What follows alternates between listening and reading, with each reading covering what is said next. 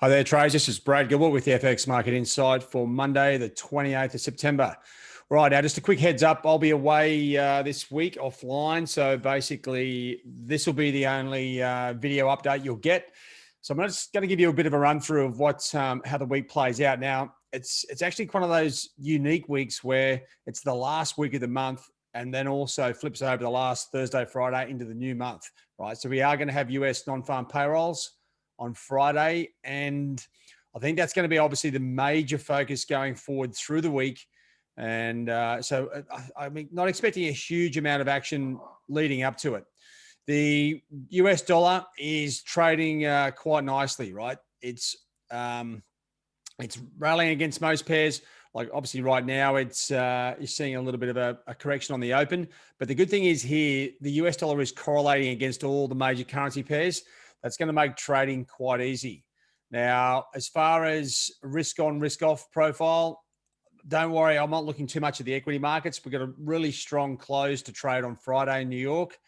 That isn't really that prevalent in the major currencies, right? So that sort of initial relationship is broken down. So I think it's just a dollar weakness situation. And that seems to be, they're talking about based off slowing economic recovery in the US, rising coronavirus infections in Europe, uncertainty about the US stimulus, and obviously about the US election. So with all those uncertainties, nothing should change for the dollar, right? So I'm expecting all these pairs to continue to the downside. But, they have come a long way.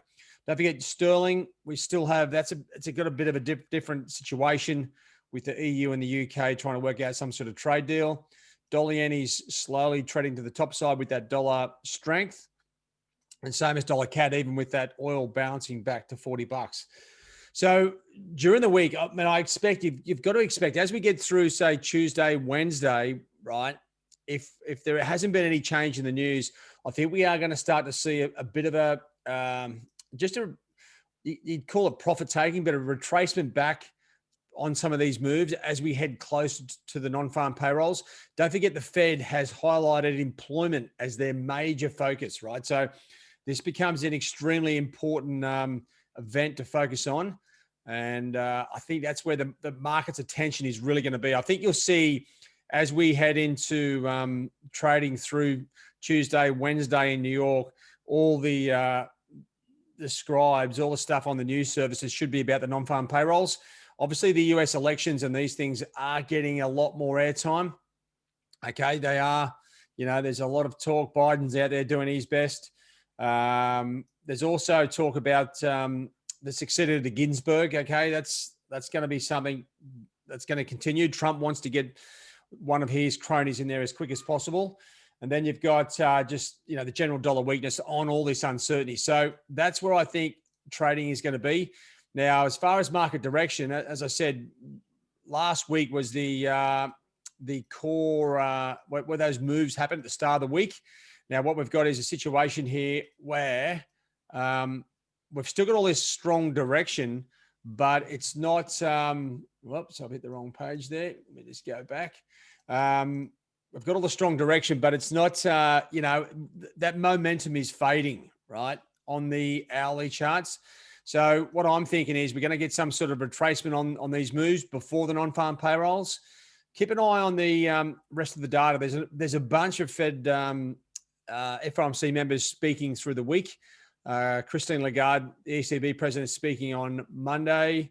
Then as you go through, this is the end of the month, the ADP numbers on Wednesday. And if I just go over to, obviously, October, you'll see that the US non-farm payrolls as well are on their own. There's no Canadian employment number. So it makes it a bit of an easier situation to trade. So make sure you focus on that as you go through the week. Right now, though, just looking at the major currency pairs, they are, as I said, like they've lost a bit of momentum. It happens on the weekends all the time. So what you're looking for is some sort of lead in to tell us what the US dollar is doing, right? And it can be a little bit tricky when it's geopolitical, but you may see one of the pairs. It may be a UK announcement that pushes sterling higher, sends the dollar down. We're looking for that catalyst. If you know what it is, you can get on the trades. If not, you're going to have to sit back and wait. And I would suggest at this stage, the US dollar, this uncertainty, like the US election's 5 weeks away, right? So the uncertainty around that US election is not going to change the dollar direction anytime soon, unless we get something really weird out of the Fed, right? Anyway, that's how I see it. It's one of those weeks, as I said, coming up to the end of the month. And with the non-farm payrolls Friday, usually the last week of the month is notoriously light on data, and you usually get a lot more central bankers speaking, right? So that's going to be happening. I think that'll keep the market on hold for the first few days. Then we may start to see it light up as we get close to the non-farm payrolls. And depending on those payroll numbers, that's where the real action is going to be, right? It's loose. I wouldn't encourage you to trade, like a lunatic. The trading opportunities around that are tricky, obviously, with several releases coming out. And you know what? We haven't seen a consistency with the macroeconomic fundamentals. So it would be wise to sort of sit back and wait. Once we get the dollar direction, trading's easy. That's what we need to get at this stage. And right at the moment, we have that direction, but the momentum is fading. All right, guys, have a good trade week. We'll catch you later on. Cheerio.